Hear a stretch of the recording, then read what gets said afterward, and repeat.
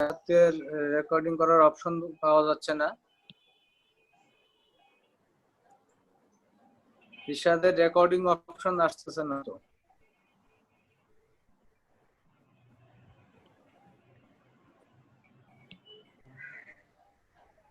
কোনো লগইনই হয়। ঠিক আছে করি, তখন ও যখন রেডি হবে তখন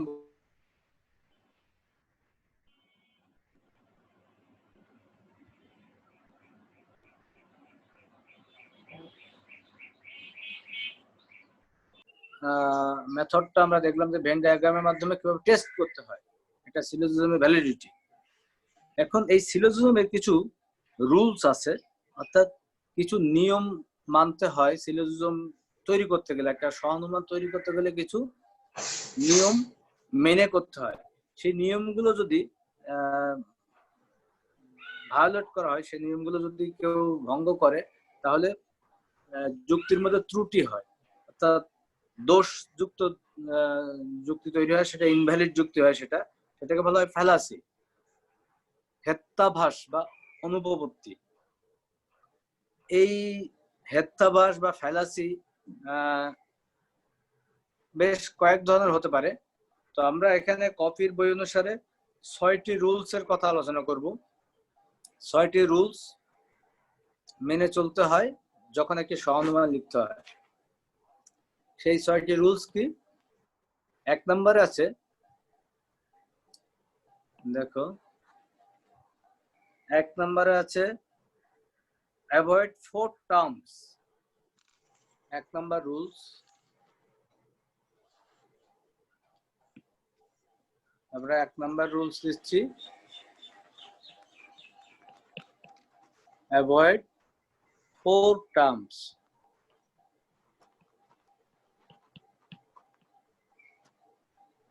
তার মানে 4টি পদ পরিহার করো। এটা কিন্তু আমরা যখন সহানুমানের ডেফিনেশন আলোচনা করছিলাম তখন বলছি একবার, যে আমরা কি বলেছিলাম, কোন সহানুমান তৈরি করতে গেলে কেবলমাত্র 3টি পদই থাকতে হবে, 3টির বেশিও নয়, কমও নয়। 3টি পদ 2বার করে থাকবে সমগ্র যুক্তিতে, এবং 3টি বচন থাকবে, 3টির বেশি বচন থাকবে না, এবং একটি নির্দিষ্ট অর্ডারে সাজানো থাকবে। প্রথমে থাকবে মেজর প্রেমিস, তারপরে থাকবে মাইনর প্রেমিস, তারপরে সবার শেষে থাকবে সিদ্ধান্ত। এই 3টি বচনের মধ্যে 3টি পদ 2বার করে থাকবে, অর্থাৎ সমগ্র যুক্তির মধ্যে, অর্থাৎ 3টা বচনের মধ্যে মোট 3টি পদ থাকবে, 2 জায়গায় থাকবে। তার মধ্যে আমরা জানি যে সিদ্ধান্তের যেটি বিধেয় পদ সেটি মেজর টার্ম, সেটা মেজর প্রেমিসে আরেকবার থাকবে। আবার সিদ্ধান্তের যেটা উদ্দেশ্য পদ সেটা মাইনর টার্ম, সেটা মাইনর প্রেমিসে অর্থাৎ সেকেন্ড প্রেমিসে আরেকবার থাকবে। আর এই দুইটি টার্ম ছাড়া আরো একটি টার্ম আছে, সেটাকে বলা হয় মিডল টার্ম, সেটা 2বার 2 আশ্রয়পক্ষের মধ্যে থাকবে। এই অ্যারেঞ্জমেন্টে হলে একটা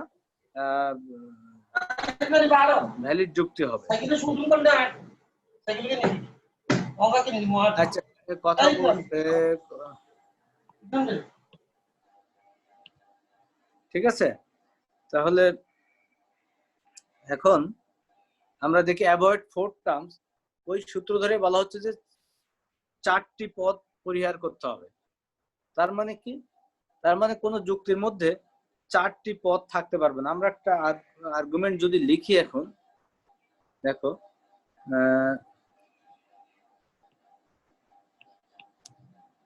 পাওয়ার টেন্ডস টু ক্রপ। আমি তো সবাইকে মিউট করে দিলাম, আবার আনমিউট করে দিই।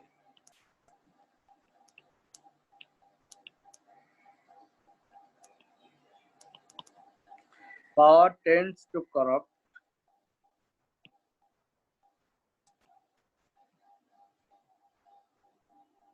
Knowledge is power. Therefore, knowledge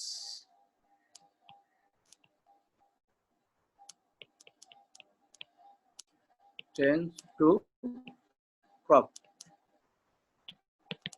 দেখো এই আর্গুমেন্টটাতে মনে হচ্ছে না 3টা পদ এই ক্রাফট একটা, নলেজ একটা, আর আর পাওয়ার একটা। এটা দুই জায়গায় আছে। এখানে এখানে এক জায়গায় ক্রাফট আছে, এখানে এক জায়গায় আছে। এখানে নলেজ আছে, এখানে নলেজ আছে, পাওয়ার। তাহলে আপাত দৃষ্টিতে মনে হচ্ছে কিন্তু এখানে তিনটা পদ দুইবার করেই আছে, কিন্তু ভালো করে পড়লে তুমি এটা বুঝতে পারবে এখানে আসলে চারটি পদ আছে। কিভাবে আছে এটা এটা একবার পড়ো। পাওয়ার tends to corrupt.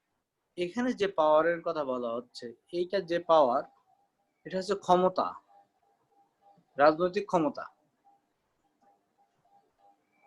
Tends to corrupt, দুর্নীতি জন্ম দেয়। ক্ষমতা দুর্নীতি জন্ম দেয়। এখানে বলা হচ্ছে নলেজ ইজ পাওয়ার।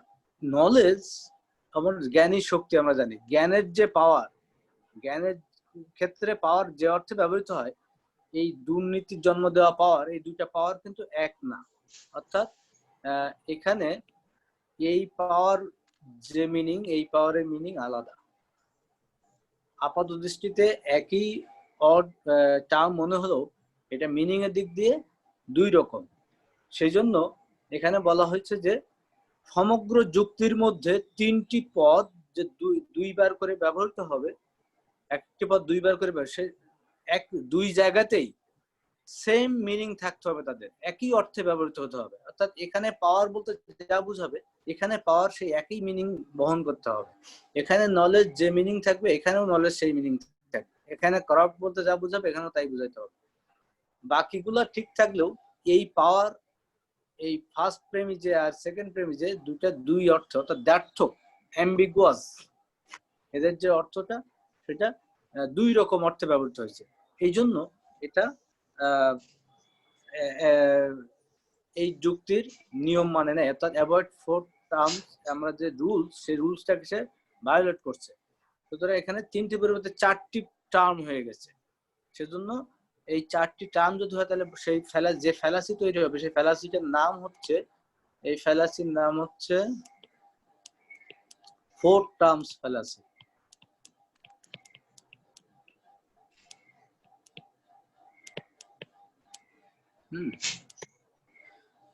চতুষ্পদী অনুভবর্তী, চার পদ জনিত অনুভবর্তী। তো আমাদের শর্তই ছিল তিনটি পদ থাকতে হবে, চারটি পদ থাকতে পারবে না। সেটি মিনিং এর দিক দিয়ে চারটি পদ হয়ে যাচ্ছে। বাহ্যিক দৃষ্টিতে তিনটি পদ, কিন্তু মিনিং এর দিক দিয়ে আর বাহ্যিক দিক দিয়ে চারটি পদ হলে তো হবেই না, এটাও হবে না। যদি তার মিনিংও চেঞ্জ থাকে দুই জায়গায়, এক জায়গায় একরকম আরেক জায়গায় আরেক রকম, তাহলেও হবে না। এটাকে বলা হয় চতুষ্পদী অনুভবর্তী। তাহলে কি হলো, একটি সিলোজিজমের মধ্যে কেবলমাত্র তিনটি পদই থাকবে এবং সেই তিনটি পদ দুইবার করে ব্যবহৃত হবে, সেই দুই জায়গায় একই অর্থে ব্যবহৃত হতে হবে। সেটা যদি ব্রেক করে তাহলে ফোর টার্মস ফ্যালাসি হবে। এটাকে আরেকটা ফ্যালাসিও নাম দেয়, সেটা হচ্ছে যে সেই ফ্যালাসিটার নাম হচ্ছে fallacy of ambiguous middle. Fallacy of the fallacy of ambiguous middle আর একটা নাম হচ্ছে, কিন্তু এইটাই হচ্ছে তার মূল নাম, ফোর টার্মস ফ্যালাসি। আর এটাকেও বলা হয় মাঝে মধ্যে fallacy of ambiguous, fallacy of ambiguous middle. অর্থাৎ দ্ব্যর্থক মধ্যপদ জনিত অনুপবর্তী। অ্যাম্বিগুয়াস মানে হচ্ছে একাধিক অর্থ যার থাকে, সেটাকে বলা অ্যাম্বিগুয়াস টার্ম। যার দুটা বা ততোধিক অর্থ থাকে, সেটাকে বলা অ্যাম্বিগুয়াস টার্ম। যেহেতু মধ্যপদটাই এখানে একাধিক অর্থ বহন করছে, সেজন্য বলা হচ্ছে যে ফ্যালাসি অফ অ্যাম্বিগুয়াস মিডল। কিন্তু এটা প্রচলিত না তেমন, এইটার নাম, এই নামটাই প্রচলিত সাধারণত, fallacy of four terms, four terms fallacy. তাহলে ফোর টার্মস ফ্যালাসি কখন হয়? যখন কোনো সহধর্মানে তিনটি পরিবর্তে চারটি পদ থাকে, সেই চারটি পদ মিনিং এর দিক দিয়ে যদি চারটি পদ হয়ে যায়, সেটাও হবে। হ্যাঁ, সেজন্য এই আমাদের মূল শর্ত হচ্ছে যে সহধর্মের মধ্যে তিনটি পদ দুইবার করে থাকবে এবং সে দুই জায়গায় একই অর্থ বহন করতে হবে। যদি সেই নিয়মটা ভঙ্গ করে তাহলে 4 পদ জনিত অনুপ করতে হবে। ব্যাস, এটা হচ্ছে মূল কথা। আর 2 নাম্বার রুলস হচ্ছে, রুলস গুলো খুব সহজ, এটা মনে রাখা কোনো সমস্যা না। 2 নাম্বার রুলস হচ্ছে, দেখো এটা 2 নাম্বার বলতে আমরা মোট 6টা রুলস আলোচনা করবো, এরকম না যে এটা সিরিয়ালি 1 নাম্বার ওটা সিরিয়ালি 2 নাম্বার, এরকম না কিন্তু বিষয়টা। আচ্ছা, আরেকজন তোমার যে ইরশাদ রেকর্ডিং করবে, তোমাকে কি আমি এলাও করব? ইরশাদ কি রেডি হয়েছে?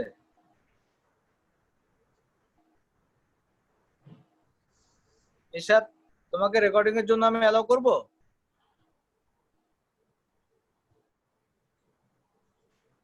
ইরশাদ কি শুনতে পাচ্ছ? স্যার ইরশাদ তো নাই মনে হয়। আচ্ছা, ইরশাদ তো একজন আছে দেখছি। ইরশাদ কয়জন তোমাদের? আচ্ছা যাক, পাওয়া যাচ্ছে না যেহেতু। হ্যাঁ, 2 নাম্বার রুলস দেখো, রায়হান করছে তো চলবে, একজন করলেই হবে, ও চাইছিল এই জন্য। আচ্ছা, 2 নাম্বার রুলস হচ্ছে, in a valid standard form categorical syllogism the middle term must be distributed at least one premise.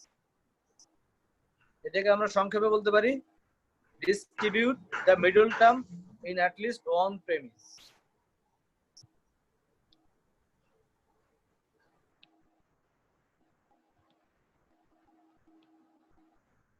Distribute the middle term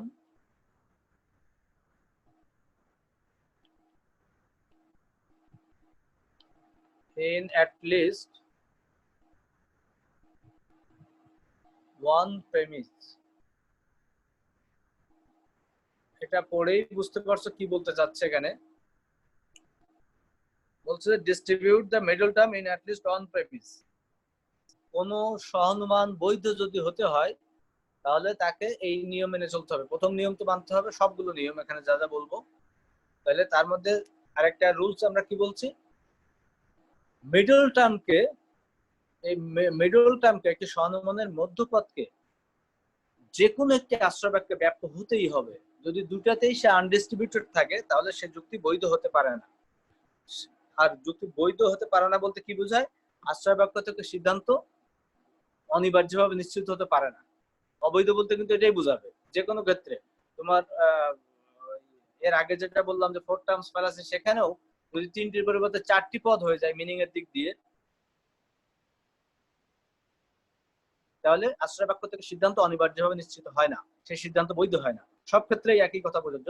যদি মিডল টার্ম আশ্রয় বাক্য দুটাই থাকে আমরা জানি, সেই দুইটার মধ্যে অন্ততপক্ষে একবার যদি সে ব্যাপ্য না হয় দুই জায়গায়, তাহলে সেই সিদ্ধান্ত, সেখান থেকে যে সিদ্ধান্ত আসবে সেই সিদ্ধান্ত কখনোই বৈধ হতে পারে না। আমরা এক্সাম্পল দেখি, সেই এক্সাম্পলটা হচ্ছে, আচ্ছা তার আগে আমরা একটা জিনিস জেনে নিই, মধ্যপথের কাজটা কি আসলে, মিডল টার্মের কাজ কি। সবসময় আমরা আমাদের প্র্যাকটিক্যাল লাইফে আমরা বলি না মধ্যস্থতা করা, মধ্যস্থতা করা, যে দুইজন ব্যক্তির মধ্যে ঝগড়া হলে তারা বা কিছু হলে তাদের মধ্যে তৃতীয় একজন ব্যক্তি এসে মধ্যস্থতা করে দেয়, সেই কাজটাই করে মিডল টার্ম। কি করে, যে প্রধান আশ্রয় বাক্য এবং অপ্রধান আশ্রয় বাক্যের মধ্যে একটি সংযোগ, একটি সেতু বন্ধন তৈরি করে। যদি থাকে, তার দুই পারে দুটি গ্রাম যদি থাকে, সেই দুটি গ্রামের মধ্যে একটি, এই নদীর উপর যদি যে ব্রিজ থাকে, সেই একটি সেতু থাকে, তাহলে নদীর এপারের মানুষের সাথে ওই পারের মানুষের একটি সংযোগ স্থাপিত হয়, তাদের মধ্যে আদান প্রদান হয়। সেই কাজটা কে করে? সেতু করে। ওই সেতু কিন্তু এর কোনো বেনিফিট সে দেয় না, সে কিন্তু শুধু দুজনের মধ্যে সংযোগ স্থাপন করেই তার কাজ শেষ। বাকি কাজ এই দুই পারের মানুষ করে। এখানে মিডল টার্মটা ঠিক সেটাই করবে। দেখো, যদি এই কাজটা সঠিকভাবে না করতে পারে মিডল টার্ম, এদের মধ্যে সেতু যদি কোথাও ভাঙা থাকে, তাহলে কিছু দূর যে পড়ে যাবে, মানুষ ওপারে এপার ওপার করতে পারবে না। সেরকমই সমস্যাটা। আমরা যদি একটা আর্গুমেন্ট এরকম লিখি, দেখো যে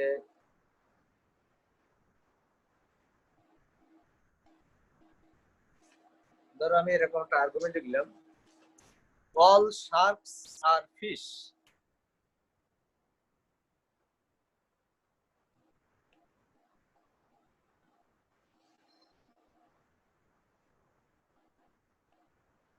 All sharks are fish. All salmon are fish.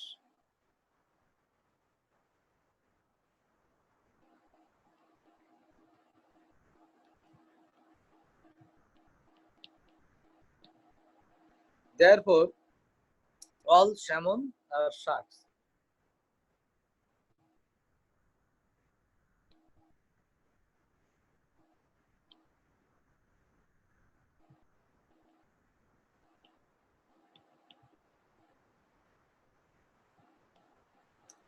All salmon are sharks.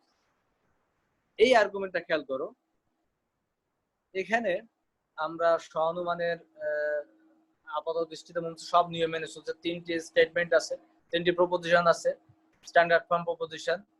এখানে এটি হচ্ছে major term, minor term, major term major প্রেমিজে আছে, মাইনর টার্ম মাইনর প্রেমিজে আছে, দুটি কি আছে মিডল টার্ম আছে দুই জায়গায়, এটা দুই জায়গায়, এটা দুই জায়গায়। তাহলে মোটামুটি সব নিয়ম মেনে চলছে। এখানে শার্ক এখানে যে মিনিং, এখানেও সেই মিনিং, এখানে স্যামন যে মিনিং, এখানে সেই মিনিং, ফিশ প্রথম রুলস ব্রেক করে নাই, সব ঠিক আছে। কিন্তু সমস্যা কি হয়েছে, আমরা এখানে কি বলছি, distribute the middle term in at list one premise. এখানে মিডল টার্ম কোনটি? মিডল টার্ম হচ্ছে আমাদের এই ফিশ, ফিশ হচ্ছে মিডল টার্ম। তো এই দুই জায়গায় আছে দেখো। তো আমাদের এই নিয়ম বলছে যে সে দুইটা প্রেমিজে যে কোনো একটিতে অন্তত পক্ষে দুই জায়গায় হলেও কোনো সমস্যা নেই, যে কোনো একটিতে ব্যাপ্য হতে হবে তাকে। কিন্তু আমরা জানি এ বচনের বিধেয় পদ অব্যাপ্য, এ বচনের বিধেয় পদ অব্যাপ্য, দুটাই এ বচন, দুটাই এ বচন হতে ফিশ এই দুই জায়গার কোনো জায়গাতে সে ব্যাপ্য হতে পারে নাই।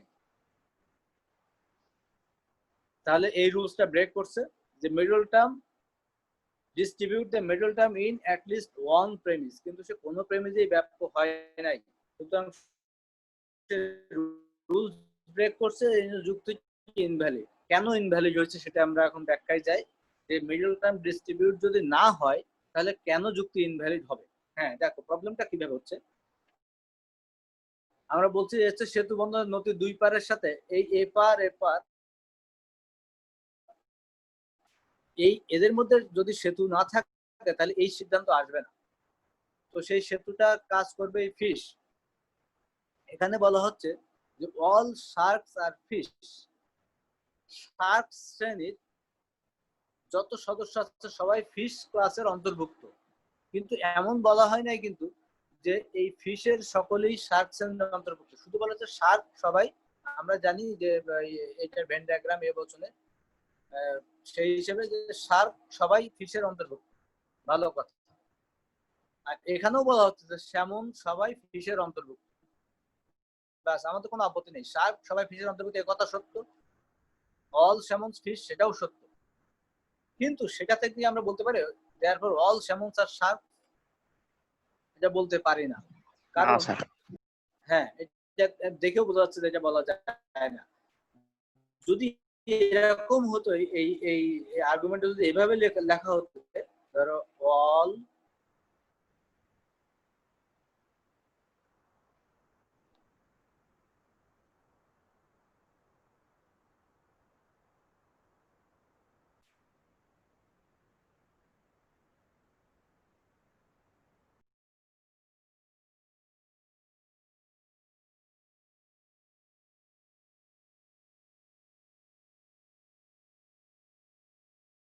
কারণ এখানে বলা হচ্ছে যে ফিশ ক্লাসের সবাই শার্ক শ্রেণীর অন্তর্ভুক্ত, ফিশ ক্লাসের সবাই শার্ক শ্রেণীর অন্তর্ভুক্ত, স্যামন ক্লাসের সবাই ফিশের মধ্যে অন্তর্ভুক্ত। যেহেতু সকল ফিশ শার্ক আর সকল স্যামন ফিশ, তাহলে সকল স্যামন শার্ক, তখন সেটা হতো। কিন্তু এখানে এই এবং সেটা হতে গিয়ে দেখো এখানে কিন্তু ফিশ ডিস্ট্রিবিউটেড হয়েছে, মিডল টার্ম সে ডিস্ট্রিবিউট, এক জায়গায় ডিস্ট্রিবিউট না হলে কোনোভাবেই বৈধভাবে যুক্তি সিদ্ধান্ত আসতে পারবে না। মধ্যপথটা দুটো আশ্রয় বাক্যের মধ্যে যে কোনো এক জায়গায় ব্যাপ্ত হতে হবে, তা না হলে কখনোই সিদ্ধান্ত বৈধ হবে না। এখানে সে সেতু বন্ধনের কাজ করতে পারে নাই, মিডল টার্ম হিসেবে তার যে দায়িত্ব সে দায়িত্ব সে পালন করেছে, এইখানে সে পালন করতে পারছে। আর্গুমেন্টটা যদি এভাবে হতো তাহলে সে এই স্যামন আর শার্কের মধ্যে একটা সেতু বন্ধন তৈরি করতে পারতো। আশ্রয় বাক্য দুইটার মধ্যে, আশ্রয় বাক্য দুটোতে মেজর টার্ম এবং মাইনর টার্মের মধ্যে সেতু বন্ধন যথাযথভাবে রচিত না হলে, দুইটার মধ্যে সম্পর্ক যথাযথভাবে না হলে কখনোই বৈধ সিদ্ধান্ত আসবে না। আর সেই যথাযথ সেতু বন্ধনে কাজ করবে মিডল টার্ম, সেই কাজটা সে এই আর্গুমেন্টের মধ্যে করতে পারে নাই, এজন্য এটা ইনভ্যালিড। ইনভ্যালিড, এটা ভ্যালিড, এইভাবে লিখলে ভ্যালিড হবে। তাহলে আমরা কি দেখলাম যে distribute middle term in at list one premise, অন্ততপক্ষে একটি আশ্রয় বাক্য হলেও ব্যাপ্য হতে হবে মধ্যপদকে। যদি সেটা না হয় তাহলে কি ফ্যালাসি হবে? এই ফ্যালাসিটার নাম হচ্ছে the fallacy of the undistributed middle. হ্যাঁ, ফ্যালাসিটার নাম হচ্ছে দ্য ফ্যালাসি অফ দ্য, তোমাদের কাছে কি বই আছে? The fallacy undistributed middle.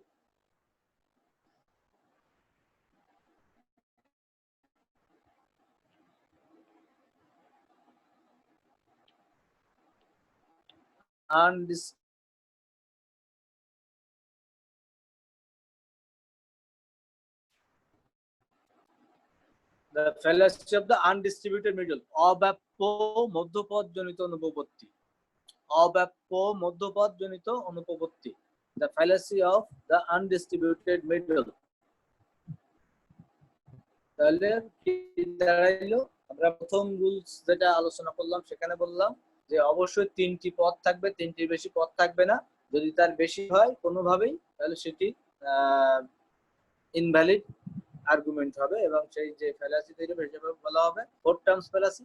Second রুলে আমরা বললাম distribute the middle term in at least on premise, মধ্যপদকে আশ্রয় বাক্য দুটোর মধ্যে যে কোনো একটিতে অন্ততপক্ষে একটিতে ব্যাপ্য হতে হবে। যদি সেটি ব্রেক করে সেই রুলসটি, সেকেন্ড রুলস, তাহলে কি হবে? The fallacy of the undistributed middle, অব্যাপ্য মধ্যপদ জনিত অনুপপত্তি হবে।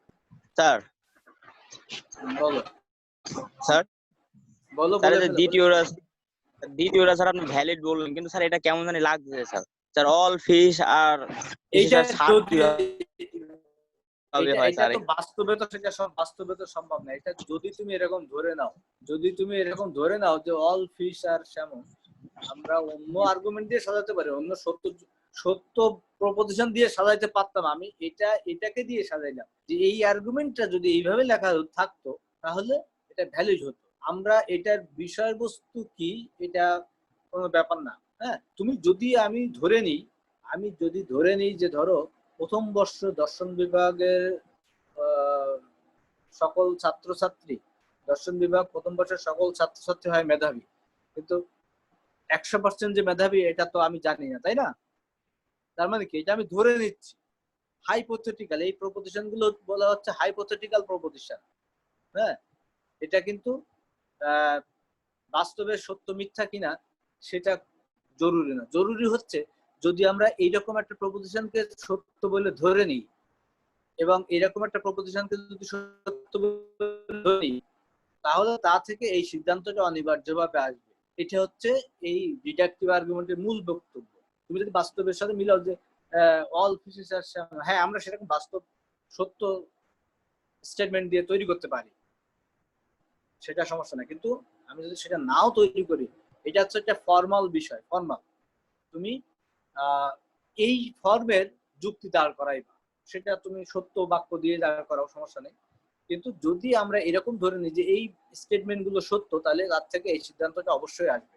এটা হচ্ছে অবরোধ যুক্তির মূল কথা।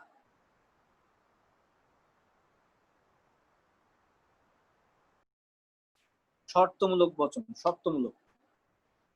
হ্যাঁ, যদি শর্তমূলকটা যদি এই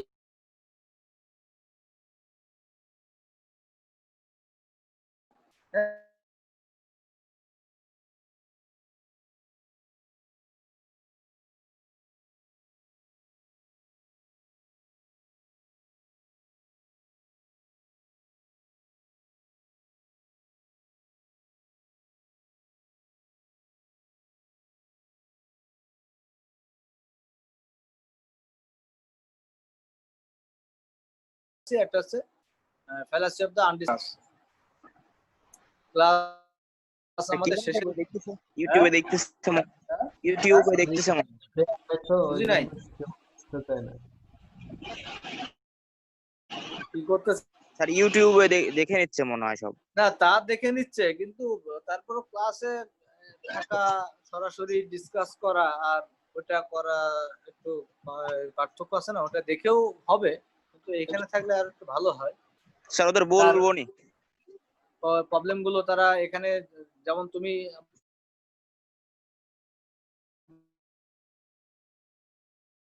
নেক্সট রুলস চলে যায়, রুল নাম্বার 3।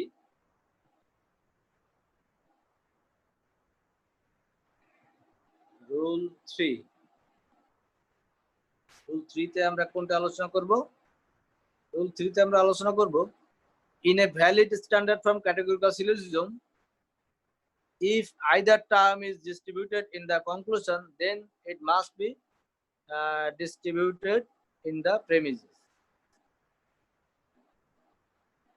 আমরা লিখব if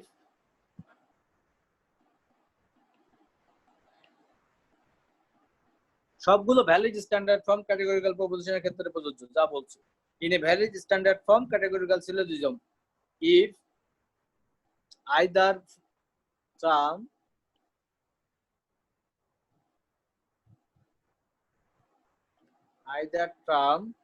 is distributed in the conclusion,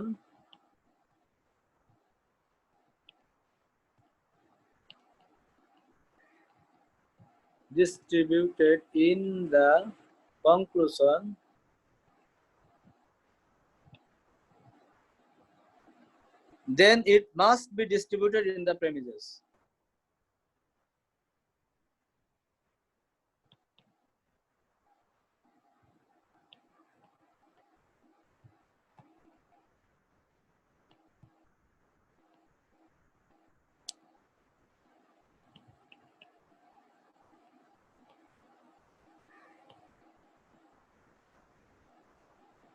দেখো তাহলে এখানে কি বলা হলো,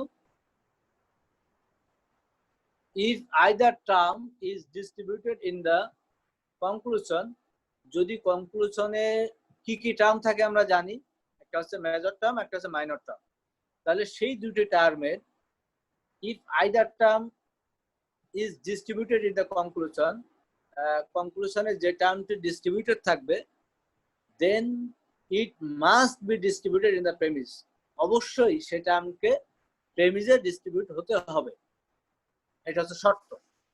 অর্থাৎ এখানে ভালো করে খেয়াল করো, কনক্লুশনে আমরা থাকে দুইটি পদ, মেজর টার্ম, মাইনর টার্ম, প্রধান পদ, অপ্রধান পদ, এটা যুক্তির কনক্লুশনে থাকে। এখন যদি কনক্লুশনের মধ্যে মেজর টার্ম ডিস্ট্রিবিউটেড থাকে, সেটিকে অবশ্যই প্রেমিজে যেখানে মেজর টার্ম থাকবে সেখানে অবশ্যই ডিস্ট্রিবিউটেড হতে হবে তাকে।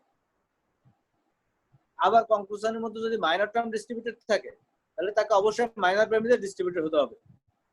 যদি দুইটা টার্মে ডিস্ট্রিবিউটেড থাকে কনক্লুশনে, তাহলে তাকে ওই দুটো টার্ম দুটাকেই প্রেমিজের মধ্যে ডিস্ট্রিবিউটেড হতে হবে। সে যেখানে ডিস্ট্রিবিউটেড থাকবে, কনক্লুশনের মধ্যে যে টার্মে ডিস্ট্রিবিউটেড থাকবে, দুটা থাকবে দুটাই প্রেমিজে ডিস্ট্রিবিউটেড হতে হবে, তা না হলে তার থেকে বৈধ সিদ্ধান্ত আসতে পারবে না। কেন পারে না? কারণ এখানে দেখো, এখন কিন্তু আমাদের ওই ডিস্ট্রিবিউশনের যে কনসেপ্ট, সেটা কিন্তু ব্যাপকভাবে কাজে লাগতেছে। তোমরা এই ডিস্ট্রিবিউশন এর বিষয়টা তোমাদের মধ্যে কারোর এখনো কি কোনো সমস্যা আছে ডিস্ট্রিবিউশন সম্পর্কে?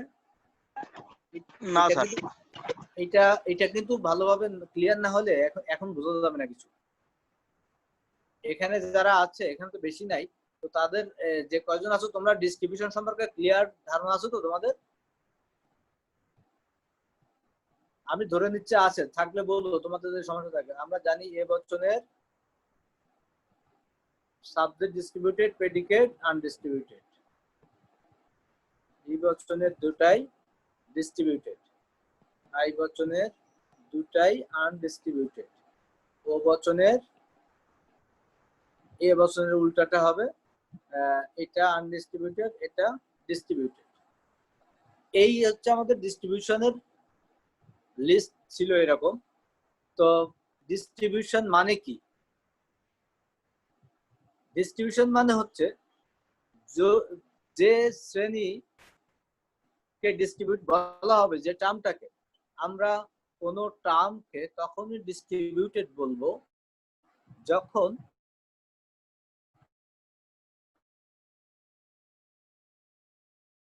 সেই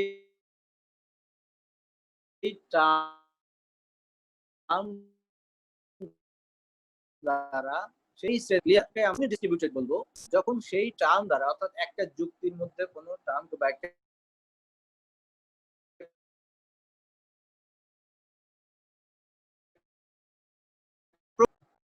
all dogs are mammals। তাহলে এখানে দুটি পদ আছে, ডগ একটা, ম্যামাল একটা। এই দুটি পদে দুটি শ্রেণীকে বোঝাচ্ছে, ডগ শ্রেণী, ম্যামাল শ্রেণী। তো এখানে বলা হচ্ছে ডগ এর সবাই ম্যামাল শ্রেণীর অন্তর্ভুক্ত, তাহলে এর সকল সদস্যকে বোঝাচ্ছে, সেহেতু এটি ডিস্ট্রিবিউটেড। আর এটার ম্যামালস এর মধ্যে ডগ ছাড়া আরো অন্য গোত্রও আছে, অন্য শ্রেণী আছে, সুতরাং এটা সবাইকে বোঝায় নাই বলে এটা আনডিস্ট্রিবিউটেড। এরকম ভাবে আমরা এই চারটি বচনে দেখছিলাম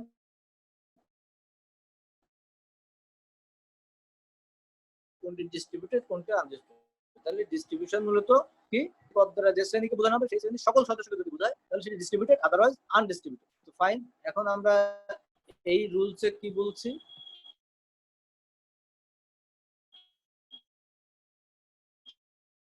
যে তাহলে তাকে অবশ্যই অবশ্যই অবশ্যই কি হতে হবে,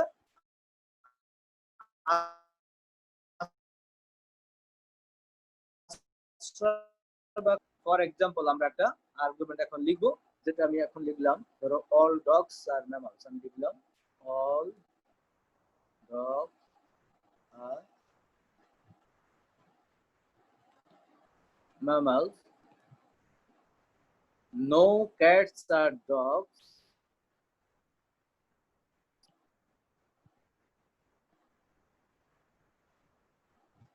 therefore no cats are mammals।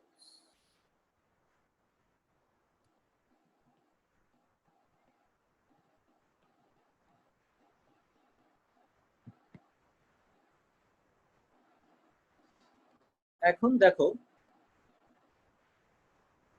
আমরা জানি যে এই আর্গুমেন্টটা ইনভ্যালিড কেন, কারণ নো ক্যাটস আর ম্যামালস এটা সত্য নয় কথাটা, কিন্তু এই দুইটা আশ্রয় বাক্য কিন্তু সত্য।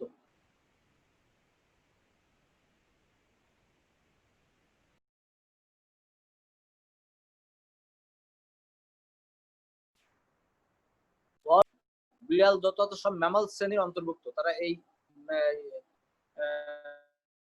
স্তন্যপায়ী প্রাণী, কিন্তু এখানে সিদ্ধান্তটা কেন বৈধ হলো না, কারণ এখানে দেখো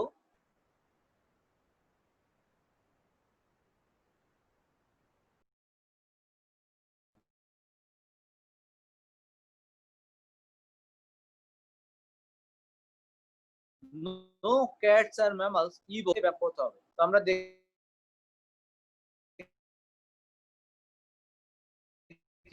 সে ব্যাখ্যা হয় নাই, আর এখানে এখানে এটা ব্যাখ্যা হয়েছে, সে ব্যাখ্যা হয়েছে, কিন্তু এই পদটি ব্যাখ্যা হয় নাই। এখানে ক্যাট ব্যাখ্যা ছিল, এখানেও ক্যাট ব্যাখ্যা আছে, কোনো সমস্যা হয় নাই, কিন্তু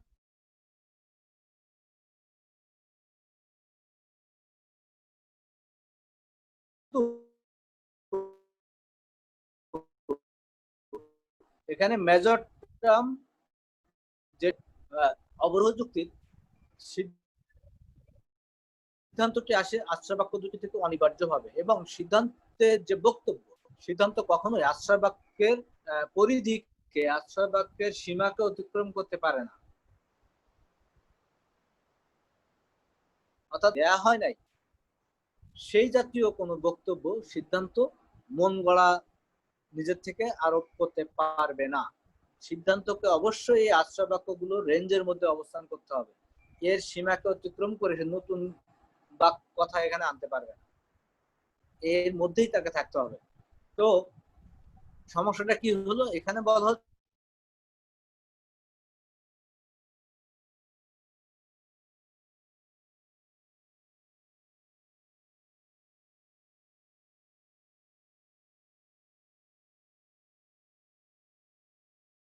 হচ্ছে ডিস্ট্রিবিউটেড। ক্যাট শ্রেণীর একজনও ম্যামাল শ্রেণীর অন্তর্ভুক্ত না, অর্থাৎ এই দুইটা শ্রেণীর মধ্যে যদি আমরা একটা প্রোডাক্ট সেট গঠন করি তাহলে কি হবে, এদের মধ্যে কমন কাউকে পাওয়া যাবে সম্পূর্ণভাবে ক্যাট থেকে আলাদা, ক্যাট শ্রেণী সম্পূর্ণভাবে ম্যামাল থেকে। এখানে বলছে যে ডগ শ্রেণীর সবাই ম্যামাল শ্রেণী অন্তর্ভুক্ত, কিন্তু কোথাও বলা হয় নাই যে এই ম্যামাল শ্রেণী সব সদস্য সম্পর্কে এখানে কোথাও কোনো বক্তব্য নাই। এখানে বলা হচ্ছে অল ডগস আর ম্যামালস, ঠিক আছে, কিন্তু অল ম্যামালস আর ডগস এটা কিন্তু বলা হয় নাই। যদি এরকম হতো যে all mammals R dogs are cat তারা এই ডগ থেকে আলাদা সম্পূর্ণভাবে, তাহলে এই ক্যাট এই ম্যামালস থেকে সম্পূর্ণভাবে আলাদা এটা বলা যেত। কিন্তু এই ম্যামালসের সকল সদস্য সম্পর্কে কোনো বক্তব্য প্রেমিজের মধ্যে নাই। তো এই এদের সবার সম্পর্কে যেহেতু প্রেমিজ নিজেই জানে না ম্যামালসের সকল সদস্যরা কি, তাদের সম্পর্কে এই যে এর যারা জন্মদাতা এই সিদ্ধান্তের, সেই জন্মদাতারা কেউই জানে না ম্যামালস সম্পর্কে পরিপূর্ণভাবে। তো তুমি তাদের সন্তান হয়ে তুমি তাদের সম্পর্কে পরিপূর্ণভাবে বক্তব্য দিতে পারবে না। এই ম্যামাল সম্পর্কে এখানে সম্পূর্ণ ম্যামাল সম্পর্কে একটা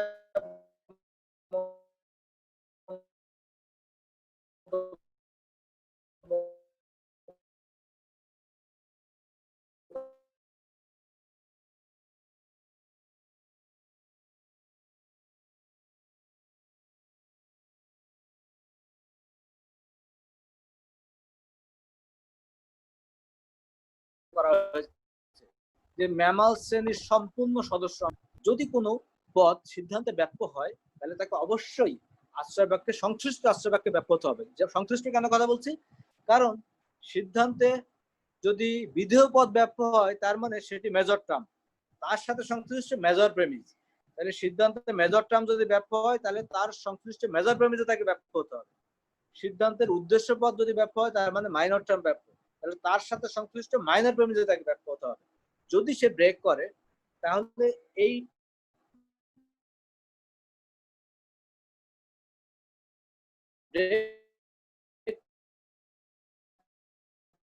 দুইটা ফ্যালাসি তৈরি হবে। এখানে দুইটা ফ্যালাসি কেন হবে, কারণ দুইটা টার্ম তো দুইটা যদি আনডিসপিউটেড হয় তাহলে যে ফ্যালাসিটার নাম হবে সেই ফ্যালাসিটার নাম হচ্ছে fallacy illicit, fallacy of illicit process of the major term. নাম হচ্ছে, এখানে লিখি আমি, দুই ধরনের ফ্যালাসি এখানে তৈরি হয়। নাম্বার 1 মেজর টার্ম জনিত যে ফ্যালাসি সেটা হবে দ্য ফ্যালাসি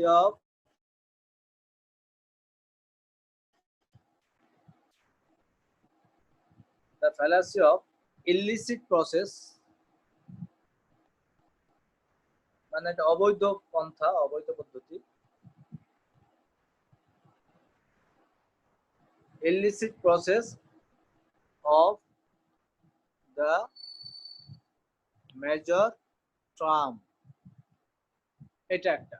আর 2 নম্বর হবে the fallacy of illicit process of the minor term,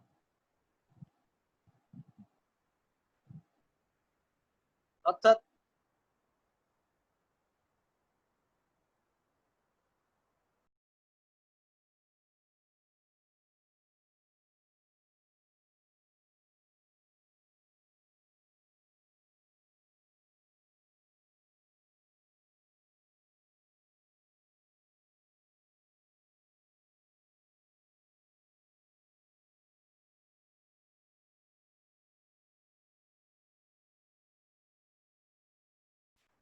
এখন বলো তো তোমরা 3 নম্বর রুলসটা বুঝতে পারছো কিনা?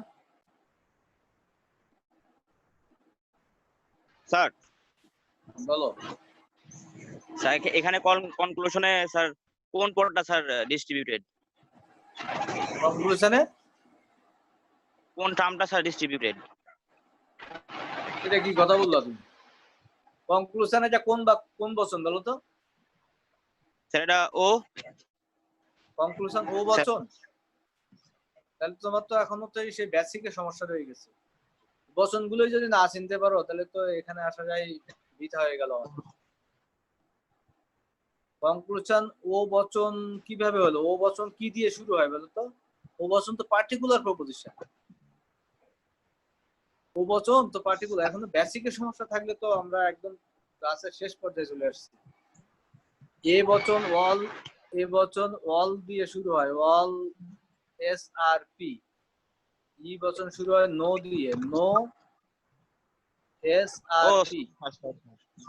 আই বচন শুরু হয় সাম, সাম এস আর পি। ও বচন সাম এস আর নট পি। তো এটা ও বচন কিভাবে হয়? এইগুলো তো একবারে মানে প্রিলিমিনারি পর্যায়ের কথা। এটা বচন চিনতে হবে, ডিস্ট্রিবিউশন জানতে হবে ভালো করে।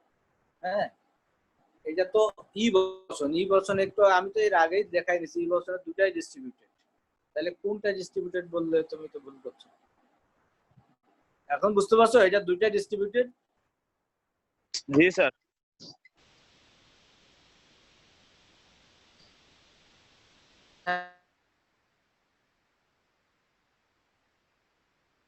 হ্যাঁ, সব কথা বলে ফেলতে হবে। দুইটা এখানে ডিস্ট্রিবিউটেড হ্যাঁ স্যার হতে বুঝতে হবে। পারছি। সিদ্ধান্তে যেটি ডিস্ট্রিবিউটেড থাকবে সেটা অবশ্যই আশ্রয় বাক্যে ডিস্ট্রিবিউট থাকবে। মূল কথা হচ্ছে এটা যে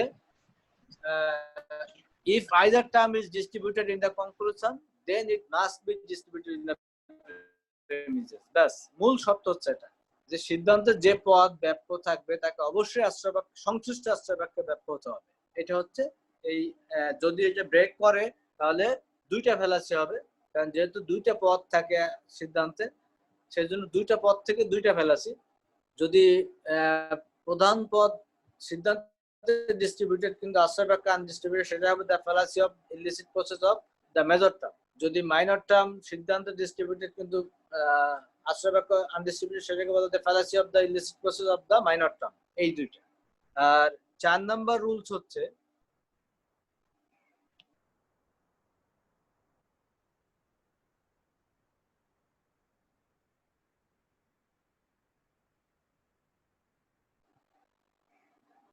no standard form categorical syllogism having two negative premises is valid. 4 number হচ্ছে two negative premises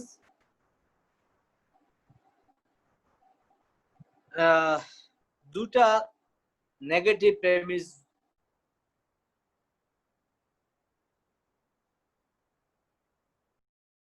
প্রথমে দুইটা নেগেটিভ প্রেমিস হতে পারে না। ঠিক আছে, দেখো কেন হতে পারে না সেটা আমরা এখন দেখি। আমরা একটু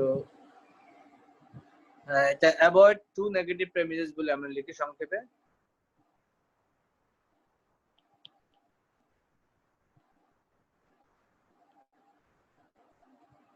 অ্যাভয়েড টু নেগেটিভ, হ্যাঁ, অ্যাভয়েড টু নেগেটিভ প্রেমিস। আচ্ছা, আমরা জানি নেগেটিভ প্রেমিস দুইটাই আছে, কি কি? ই এবং ও। ই এবং ও এই দুইটাই কিন্তু নেগেটিভ প্রেমিস। তো নেগেটিভ প্রেমিসের আগে এই সরি নেগেটিভ বচন, তো নেগেটিভ বচন সম্পর্কে আমাদের আগে একটু ক্লিয়ার ধারণা থাকতে হবে। নেগেটিভ বচন কি কথা বলে? ধরো নো এস আর পি, এটা হচ্ছে ই বচন। ও বচন সাম এস আর নট পি। হ্যাঁ, এই দুইটা হচ্ছে নেগেটিভ। তো নেগেটিভ প্রেমিসের কি কথা বলে? এখানে এই ক্লাসটা সম্পূর্ণভাবে এই ক্লাস থেকে আলাদা, এবং এই ক্লাসটাও সম্পূর্ণভাবে এই ক্লাস থেকে আলাদা। এটা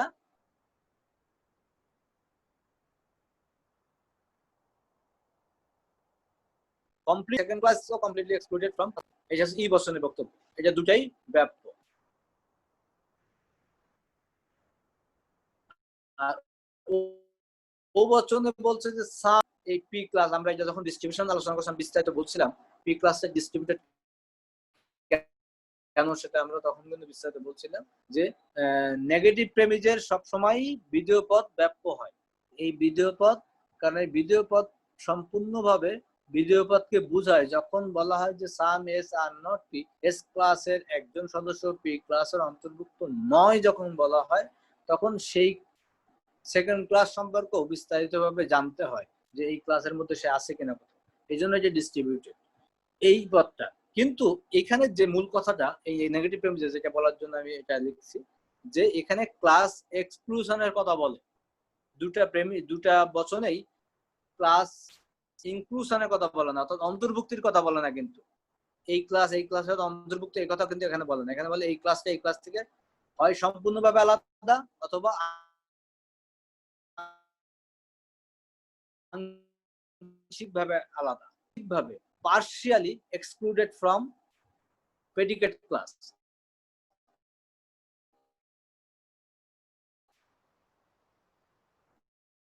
আর ইভো প্রেডিকেট ক্লাস, এই কথাটাই শুধু এখানে মনে রাখতে হবে যে নেগেটিভ প্রেমিস বলে যে প্রথম ক্লাসটি হয় সম্পূর্ণভাবে দ্বিতীয় ক্লাস থেকে আলাদা অথবা আংশিকভাবে দ্বিতীয় ক্লাস থেকে আলাদা। ব্যাস, এই বক্তব্যটা এখানে মনে রাখো। আচ্ছা, তো এখানে ক্লাস এক্সক্লুশনের কথা বলে, ইনক্লুশনের কথা বলে না। ক্লাস অন্তর্ভুক্তির কথা এখানে বলে না, ক্লাস বহির্ভুক্তির কথা বলে। তাহলে সেই জাতীয় নেগেটিভ প্রেমিস যদি দিয়ে যদি কোনো যুক্তি তৈরি করা হয়,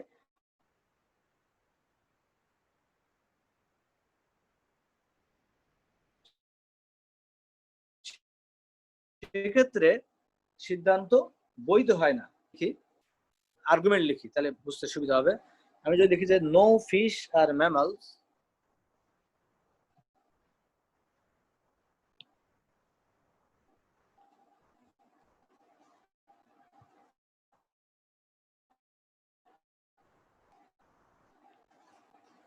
no fish are mammals, some dogs are not fish,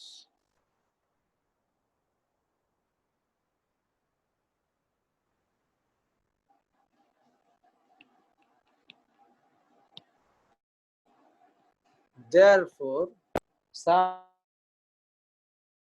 dogs are not mammals।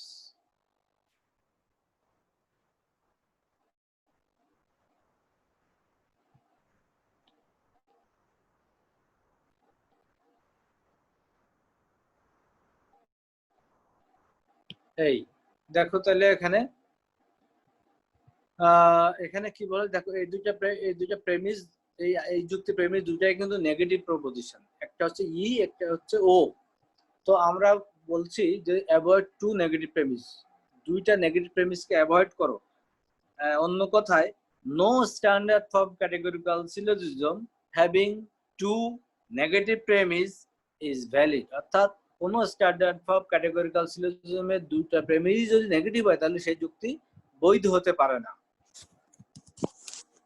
তো আমরা সেই রকম দুইটা নেগেটিভ প্রেমিস যুক্ত সিলোজিজম লিখছি।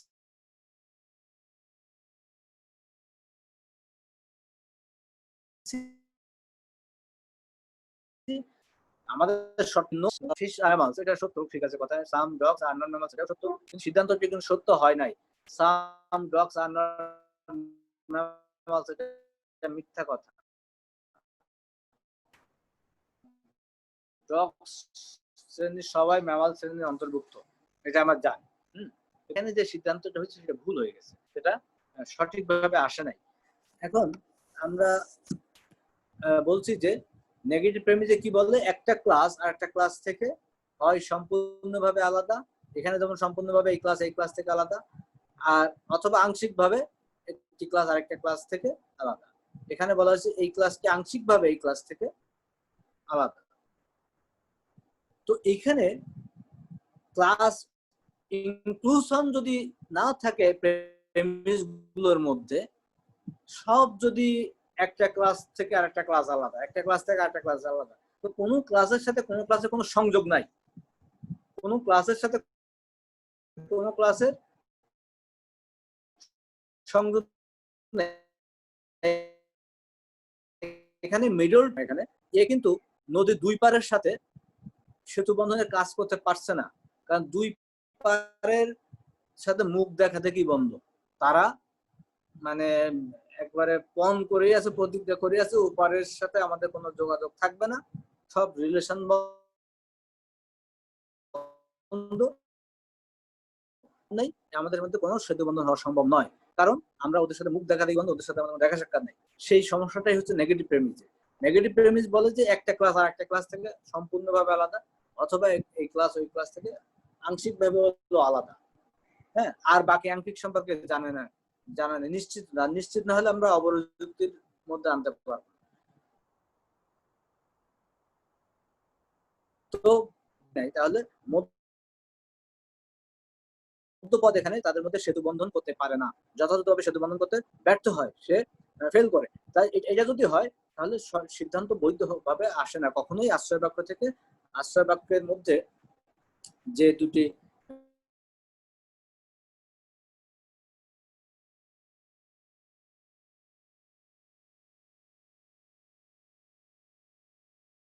মেরু বন্ধনের কাজ যদি না করতে পারে, নেগেটিভ প্রেমিস, আর নেগেটিভ প্রেমিসে বলা হয় একটা ক্লাস আর একটা ক্লাস থেকে আলাদার কথা বলা হয়, হয় সম্পূর্ণভাবে নাহলে আংশিকভাবে। আর এই বহির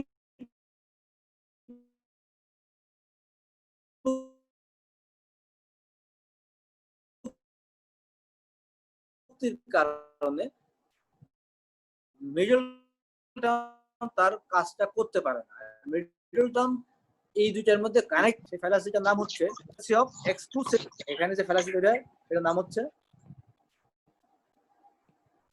ফ্যালাসি অফ এক্সক্লুসিভ প্রেমিসেস।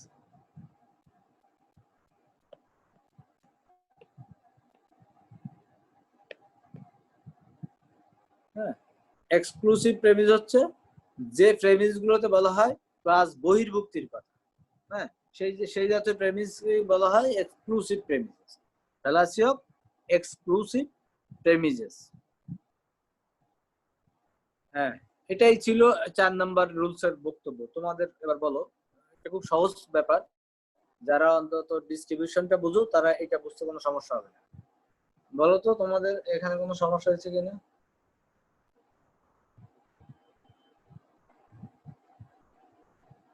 বুঝতে পারছো তোমরা স্যার সবাই?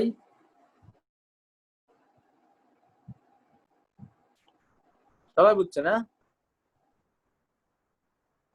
আচ্ছা, তাহলে আমরা 4টা রুলস এখানে দেখলাম, সবগুলোই এরকমই। তুমি এই 4টা যদি বুঝে থাকো বাকি দুটো আর কোনো সমস্যা নাই। দেখো বাকি দুইটাও, একটা বলা হচ্ছে 5 নম্বরে, আমরা যদি বলি রুল নাম্বার 5, 5 নম্বরে হচ্ছে if either premise of a valid standard form categorical syllogism is negative, the conclusion must be negative.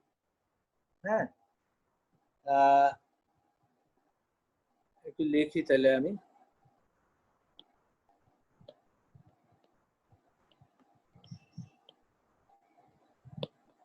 If either premise of a valid standard form categorical syllogism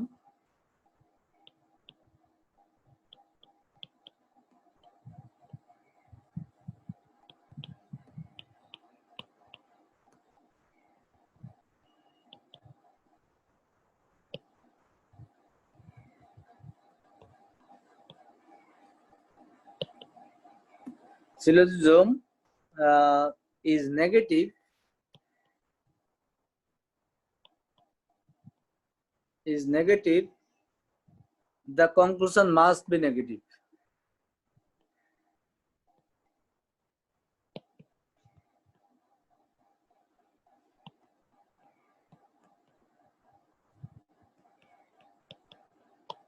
হ্যাঁ, দেখো কি কথা বলা হচ্ছে এখানে, যে যদি আশ্রয় বাক্য দুটোর মধ্যে একটি নেগেটিভ প্রেমিস হয় তাহলে সিদ্ধান্ত অবশ্যই নেগেটিভ হবে। সিদ্ধান্ত অবশ্যই নেগেটিভ হবে। অথবা তুমি উল্টা দিক দিয়েও বলতে পারো যে কোনো সহানুমানের সিদ্ধান্ত যদি নেগেটিভ বচন হয় তাহলে তার আশ্রয় বাক্য দুটোর যে কোনো একটি অবশ্যই নেগেটিভ হতে হবে। কেন? এখন আমরা সেই কেন কথাটার উত্তর খুঁজবো। কেন কথাটার উত্তর হচ্ছে, ধরো আমি যদি এটা একটা এক্সাম্পল লিখি এখন,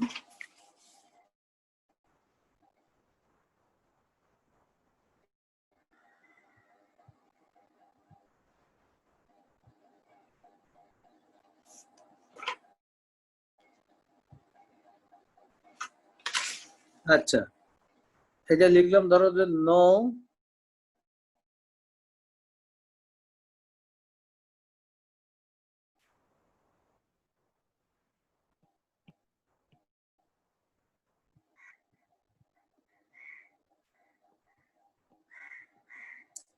তারপরে লিখলাম আমি সাম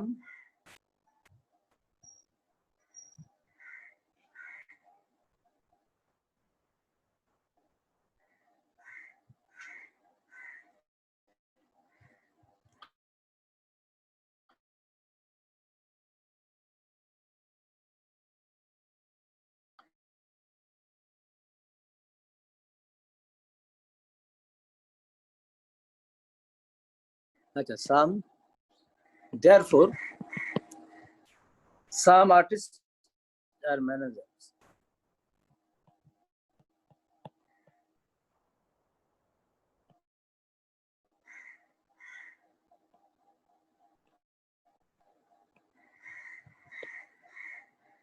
এখন আমরা কি বলছিলাম, if either premise of a valid standard form categorical syllogism is negative, the conclusion must be negative. এখানে সেই রুলসটা ব্রেক করছে, এখানে এই প্রেমিসটা নেগেটিভ কিন্তু সিদ্ধান্ত অ্যাফার্মেটিভ হয়েছে, এটা নেগেটিভ, এই রুলসটা ব্রেক করছে। এখন এই রুলসটা ব্রেক করলে তো হবে না, এখানে বলছে যে একটি প্রেমিস যদি নেগেটিভ হয় তাহলে সিদ্ধান্ত অবশ্যই নেগেটিভ হবে।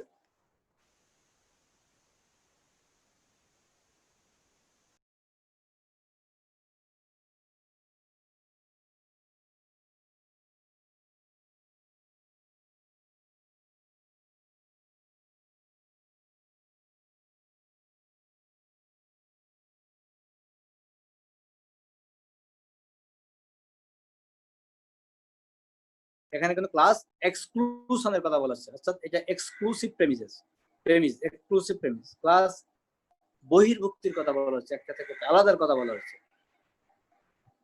আর এটা তো আছে, এটা সাম আর্টিস্ট আর পোয়েট, ঠিক আছে, কিন্তু এইখানে এসে বলছে যে some artist are manager, no poets are manager, পোয়েটের কেউ ম্যানেজার নয়। সাম আর্টিস্ট আর পোয়েটস, ঠিক আছে, সাম আর্টিস্ট পোয়েটস হতে পারে।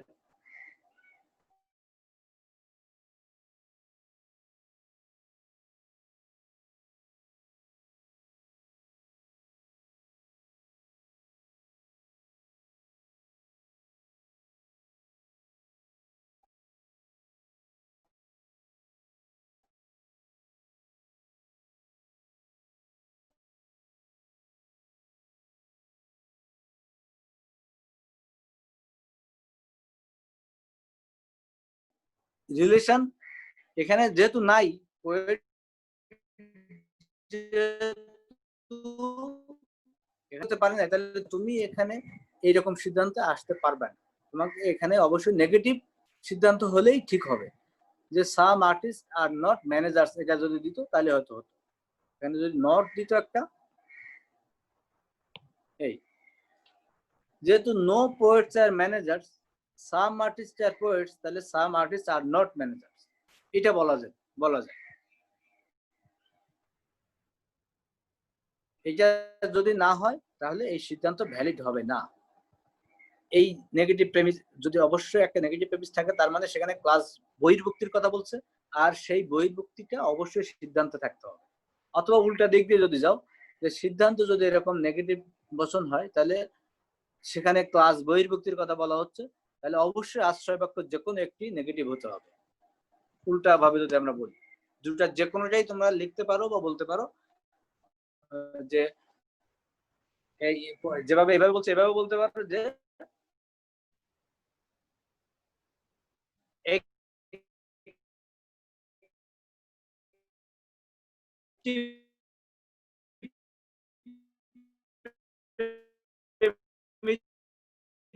যদি নেগেটিভ হয় তাহলে সিদ্ধান্ত অবশ্যই নেগেটিভ হতে হবে, অথবা আশ্রবাক্যেও হতে হবে। আচ্ছা, এখানে affirmative conclusion from a negative premise, আর একটা হয় drawing a negative conclusion from affirmative premise. তাহলে এখানে দুই ধরনের ফ্যালাসি হওয়া সম্ভব। একটা হচ্ছে দেখো, এক নম্বর হচ্ছে আমরা এইটার ক্ষেত্রে কি করলাম,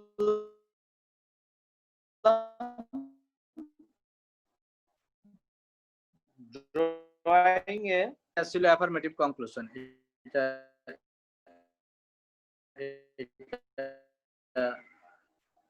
অ্যাফার্মেটিভ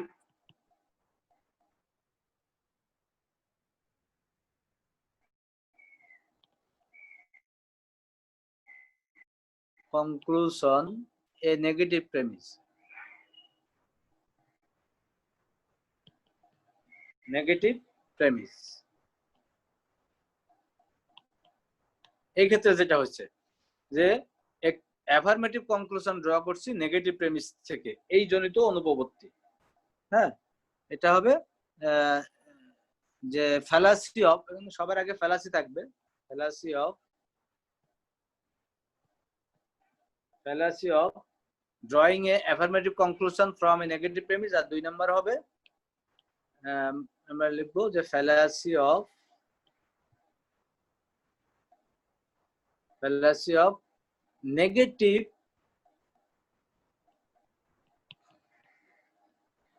conclusion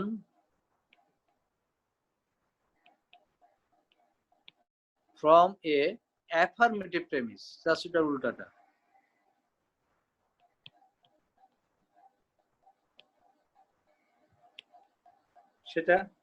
সেটা কিরকম,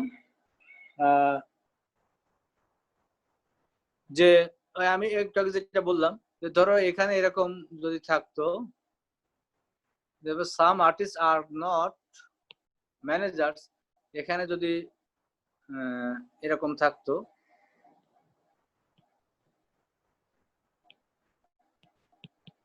all poets are managers, some artists are poets, therefore some artists are not managers, তাহলে কিন্তু এই সেকেন্ড যে আমাদের ফ্যালাসি সেটা ঘটতো।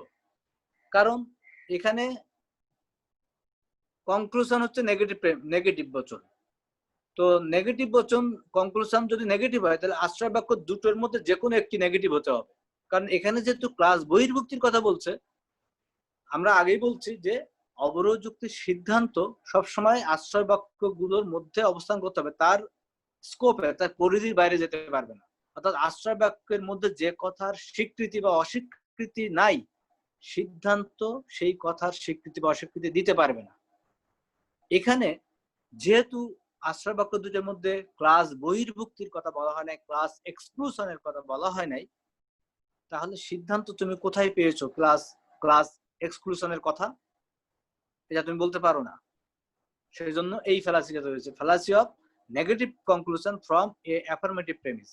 সেজন্য এখানে বলা হচ্ছে যে এই রুলসটা আমরা দুই ভাবে লিখতে পারি। একটা হচ্ছে এই যেভাবে লিখছি, আর একটা লিখতে পারি আমরা যে যদি কোনো সহানুমানের সিদ্ধান্ত নেগেটিভ বচন হয়, নংর্থক বচন হয়, তাহলে ওই সহানুমানের আশ্রয় বাক্য দুটির যে কোনো অন্তত যে কোনো একটি নেগেটিভ হতে হবে, নয়ার্থক হতে হবে, তা না হলে সেই যুক্তিটি হবে ইনভ্যালিড। তো আর অন্যভাবে কি আমরা বলছি যে যদি আশ্রয় বাক্য দুটির একটি নেগেটিভ হয় তাহলে সিদ্ধান্ত অবশ্যই নেগেটিভ হতে হবে, কথা একই।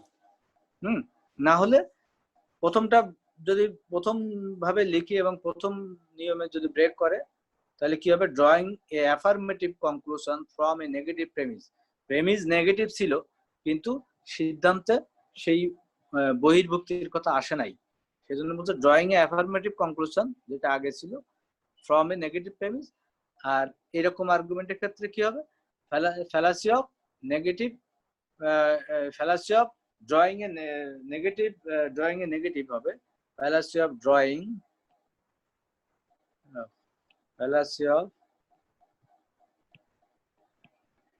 Drawing a negative conclusion from a negative premise.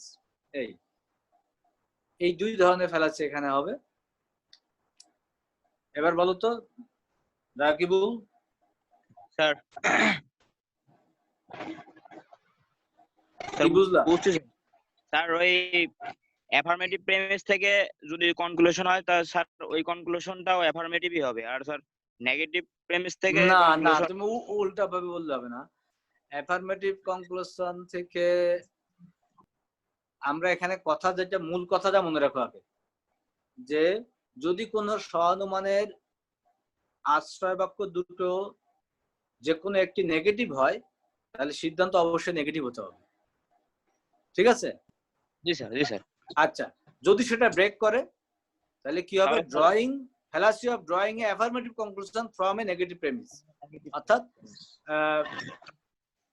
এই নেগেটিভ প্রেমিস যুক্ত কনক্লুশন থেকে এই নেগেটিভ প্রেমিস যুক্ত আশ্রয় বাক্য থেকে নেগেটিভ আশ্রয় বাক্য আছে এরকম এর থেকে কি অ্যাফার্মেটিভ সিদ্ধান্ত ড্র করার জনিত অনুপবর্তী।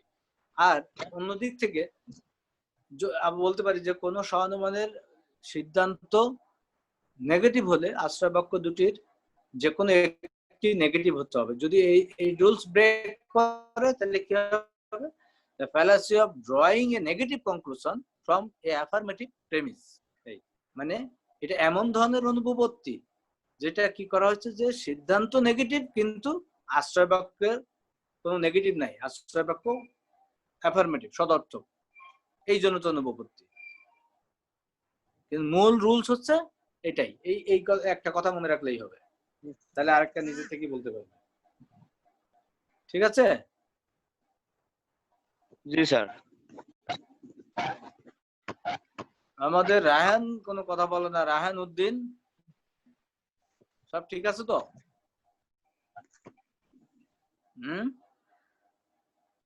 রায়হান সব ঠিক আছে? রায়হান কিছু বুঝতেছে না, কিছু কথা বলতেছে না। আচ্ছা, আর একটা রুলস আছে আমাদের, তাহলে এই রুলস গুলো শেষ হবে। লাস্ট সেই রুলসটার কথা আমি যদিও আগে কয়েকবার তোমাদের বলছি অন্য আলোচনার ক্ষেত্রে, এটা তোমাদের অলরেডি জানা আছে। সেই জানা রুলসটা কি? সেটা হচ্ছে আমি বলছিলাম যে এক্সিস্টেন্সিয়াল ইম্পোর্ট এর কথা, অর্থাৎ এক্সিস্টেন্সিয়াল প্রপোজিশন কোনগুলোকে এক্সিস্টেন্সিয়াল প্রপোজিশন বলে বলো তো? যেটা আমি ওই যে তোমাদের 19টি ভ্যালিড মূর্তি আছে, তোমরা ওই যে মনে রাখছো না, বারবারা সিলারেন্ট এগুলো দিয়ে 19টি ভ্যালিড মূর্তি আছে। সেখান থেকে আমি বলছিলাম যে আসলে 19টি হবে না, বুলিয়ান ইন্টারপ্রিটেশন অনুসারে মডার্ন লজিশিয়ানদের মধ্যে 15টি ভ্যালিড মূর্তি। সেটাই সেই কথাটাই এখন বলা হচ্ছে যে if both premises are universal the conclusion cannot be a particular, বা অন্যভাবে আমরা যদি লিখি rule 6 no valid standard form categorical syllogism, এভাবে যদি লিখি no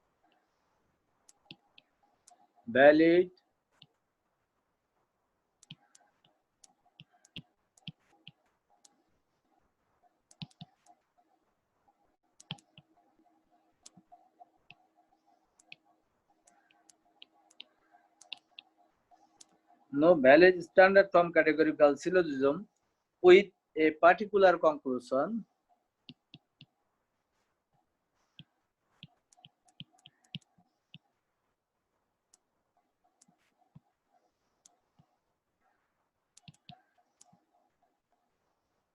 can have two universal premises.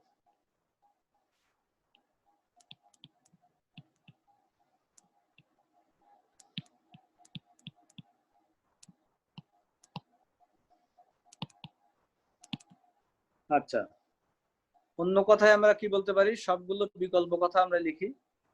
এটা ধরো if both premises, আর অন্য কথায়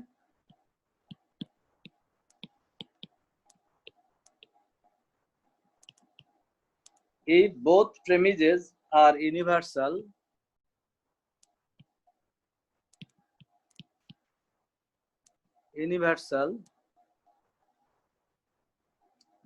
the conclusion cannot be particular.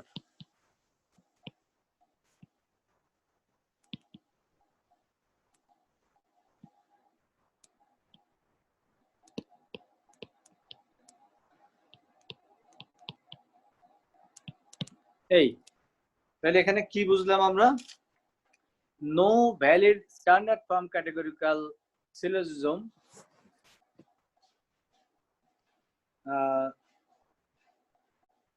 কোন valid standard form categorical syllogism কোন standard form categorical syllogism valid হতে পারে না কি কোন শর্তে?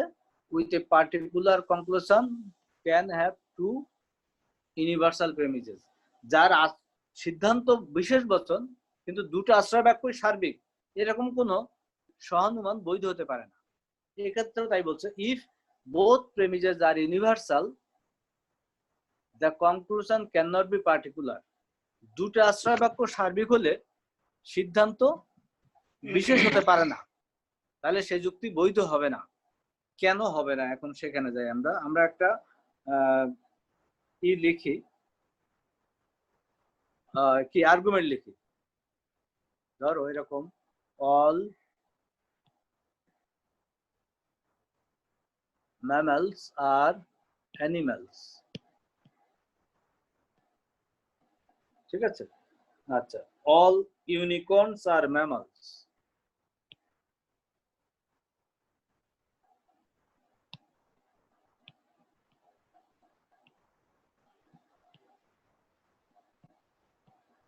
এটা কি লিখলেন স্যার? ইউনিকর্ন না কি স্যার? হ্যাঁ হ্যাঁ, অল ইউনিকর্নস আর mammals, বা তুমি অন্য কিছু দাও, আমরা ইউনিকর্ন না দিয়ে এখানে এই দিই, অল ধরো টাইগার্স দাও, টাইগার্স আর mammals, therefore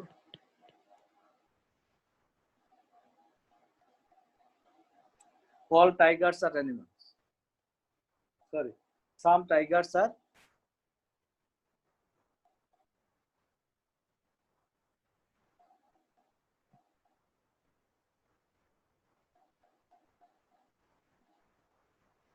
না, এখানে all mammals are animals দিলাম, all tigers are mammals দিলাম, তাহলে এখানে হবে some tigers are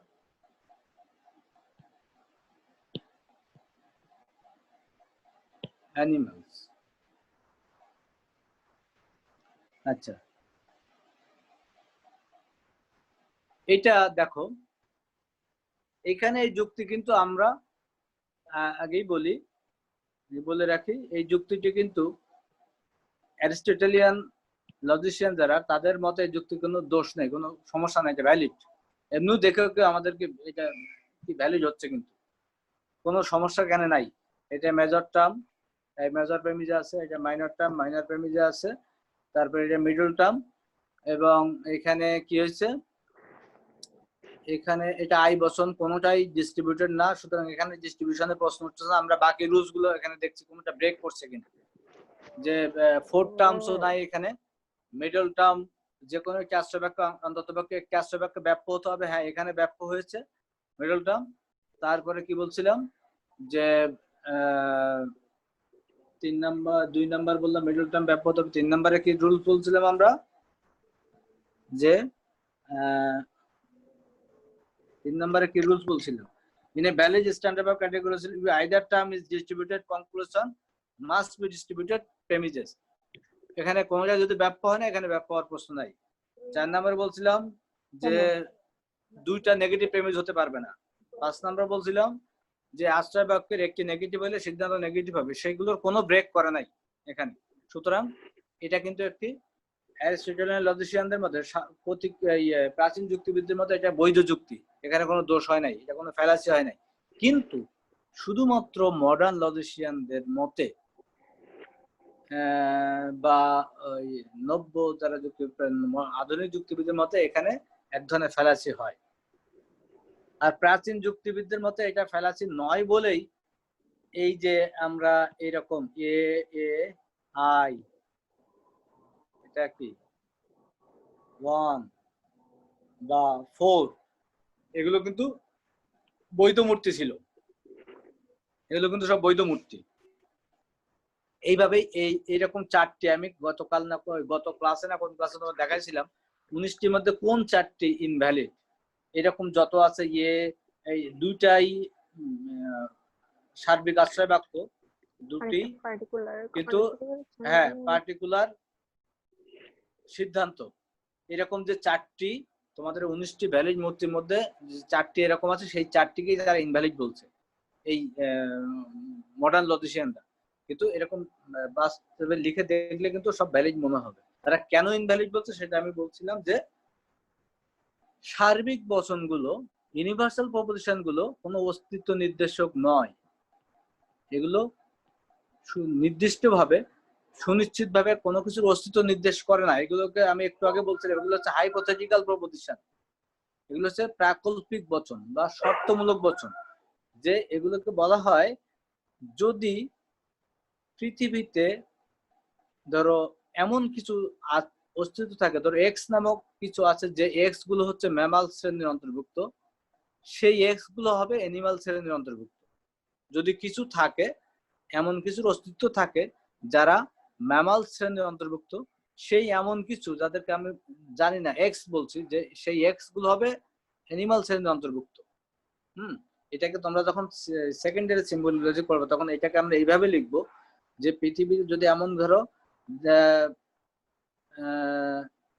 if there anything, if anything is mammals, then it is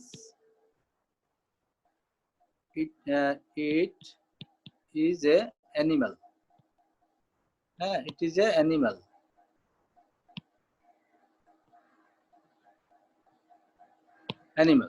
এটাকে if anything, if আমরা যদি এখন বলি যে if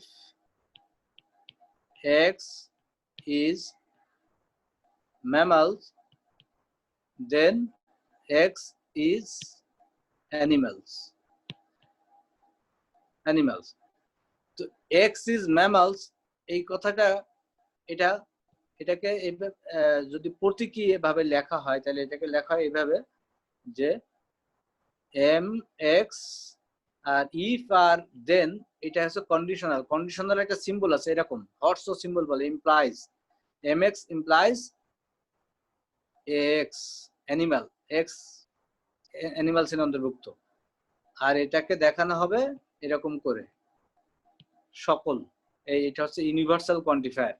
তো এই ধরনের বচনগুলোকে বলা হয় হাইপোথেটিক্যাল প্রপোজিশন বা প্রাকল্পিক বা শর্তমূলক বচন। এখানে নির্দিষ্টভাবে কিছুকে বোঝানো হয় না। আর এই ধরনের বচনগুলোকে বলা হয়, দেখো আমি আরেকটা পেজে বলি যে therefore আমরা কি সিদ্ধান্ত নিচ্ছি, সাম টাইগার্স আর অ্যানিমালস, তাই বলছি না?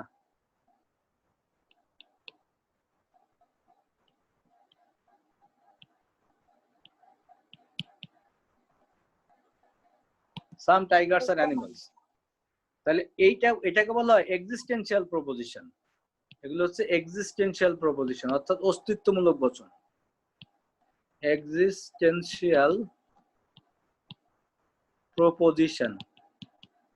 আর আগেরটা কি বললাম, হাইপোথেটিক্যাল প্রপোজিশন। এ এবং ই হচ্ছে হাইপোথেটিক্যাল, আই এবং ও হচ্ছে existential অস্তিত্বমূলক।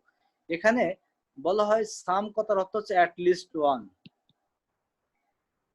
at least one thing exists there, অন্ততপক্ষে একটি হলো টাইগার আছে, টাইগার শ্রেণীর অন্তর্ভুক্ত সদস্য একটি হলো অস্তিত্ব আছে বাস্তবে পৃথিবীতে। সাম কথা যখনই বলা হবে তখনই অন্ততপক্ষে একজন হলেও তার অস্তিত্ব নির্দেশ করে, এটা তারা এইটার ব্যাখ্যায় বলতে চায়। এবং সেই টাইগার অ্যানিমাল শ্রেণীর অন্তর্ভুক্ত। এটাকে এইভাবে আমরা প্রতীকী যুক্তিবিদ্যায় এভাবে দেখানো হয়, there exists at least one thing, এভাবে at least one thing exists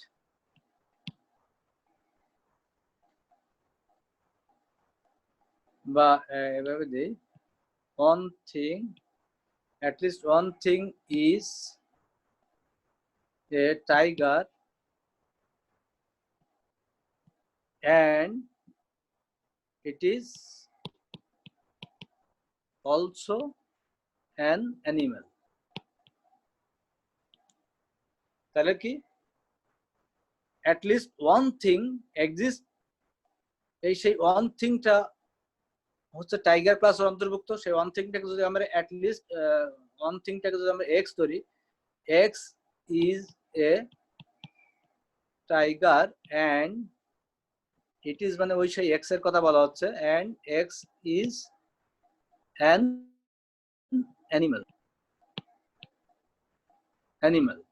তাহলে এটাকে এভাবে লেখা হয়, এটুকু অংশকে x is a tiger, t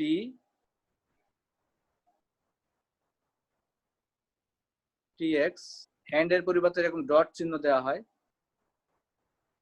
আর এখানে হবে ax।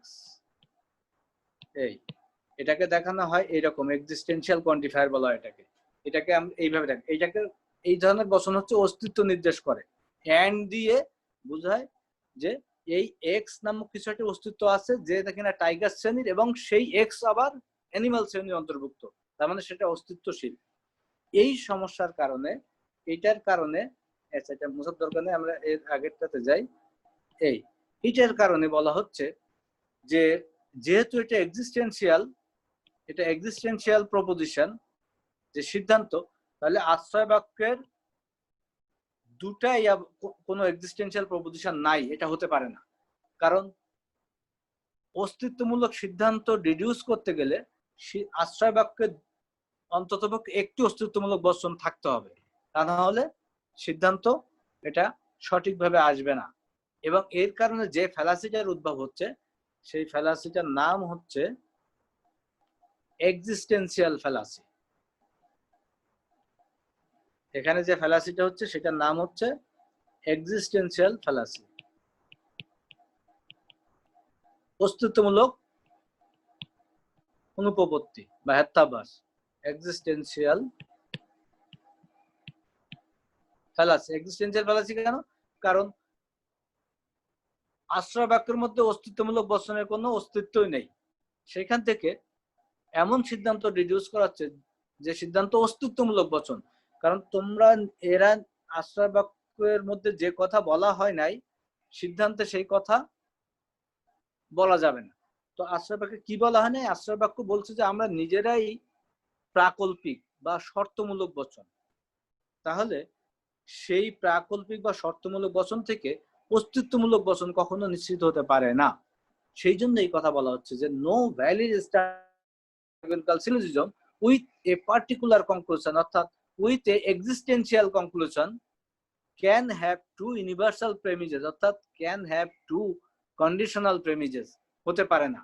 যদি আবার উল্টা দিক দিয়ে বলতে পারো, যদি কোনো সহানুমানের সিদ্ধান্ত অস্তিত্বমূলক বচন হয় বা বিশেষ বচন হয়, আমরা জানি বিশেষ বচনকে অস্তিত্বমূলক বচন বলা হয়, যদি কোনো সহানুমানের সিদ্ধান্ত অস্তিত্বমূলক বচন হয়, তাহলে আশ্রয় বাক্য দুটির অন্ততপক্ষে একটিকে অস্তিত্বমূলক বচন হতে হবে। যদি উল্টা ভাবে বলি আমরা, সেটাও বলা যেতে পারে। আবার এভাবেও বলা যেতে পারে যে কোনো আদর্শ আকার নিরপেক্ষ সহানুমান যার সিদ্ধান্ত বিশেষ বচন, তার দুটি আশ্রয় বাক্য সার্বিক হতে পারে না। কোনো বৈধ আদর্শ আকার নিরপেক্ষ সহানুমান যার সিদ্ধান্ত বিশেষ বচন, তার দুটো আশ্রয় বাক্যই সার্বিক হতে পারে না। অথবা এভাবে বলতে পারো, কোনো আদর্শ আকার বৈধ সহানুমানের সিদ্ধান্ত বিশেষ বচন হলে দুটি আশ্রয় বাক্য, তার আশ্রয় বাক্যের যে কোনো একটি অবশ্যই বিশেষ বচন হতে হবে। এইভাবে বললে, আর যদি এটি এই রুলস ব্রেক করা হয়, ভায়োলেট করা, তাহলে কি হবে? এক্সিস্টেন্সিয়াল ফ্যালাসি হবে, অস্তিত্বমূলক হেত্যাভ্যাস। হ্যাঁ, আমাদের আলোচনা মোটামুটি এখানে শেষ। এবার বলো তোমাদের কোনো কোশ্চেন আছে কিনা। এটার কিছু এক্সারসাইজ আছে। আমি কি এটার কোনো শীট দিছিলাম তোমাদের, পিডিএফ কপি? না স্যার। ও, আমি দিতে ভুলে গেছি, আমি স্ক্যান করে রাখছিলাম, দিতে ভুলে গেছি। আচ্ছা, আমি আজকেই দিচ্ছি পাঠায়, তোমরা এগুলো দেখবে। আর এটার এক্সারসাইজ আছে কিছু, সেগুলো আমি নেক্সট ক্লাসে এক্সারসাইজ গুলো দেখাবো কিভাবে এটার এক্সারসাইজ গুলো সমাধান করবে। তারপরে আমি এই আর নেক্সট ক্লাসে পারবো কিনা জানি না, আর হয়তো একটা বা সর্বোচ্চ 2টা ক্লাস নেব তোমাদের। তো ঠিক আছে, আজকে তাহলে তোমরা যদি এটা কোনো কোশ্চেন থাকে বলো, না থাকলে আমি এখানে শেষ করে দিই, অনেক সময় হয়ে গেছে অনেক। কোশ্চেন ঠিক নাই আছে, স্যার। স্যার তো ঠিক আছে। তাহলে এখানে আজকে ক্লাস শেষ করে দিচ্ছি। আর আমি এখন তোমাদের এটার একটা শীট আমি তোমাদের গ্রুপে পোস্ট করতেছি। হ্যাঁ, আসসালামু আলাইকুম স্যার। ঠিক আছে, তো আজকে শেষ করি। হ্যাঁ, আল্লাহ হাফেজ। আল্লাহ হাফেজ।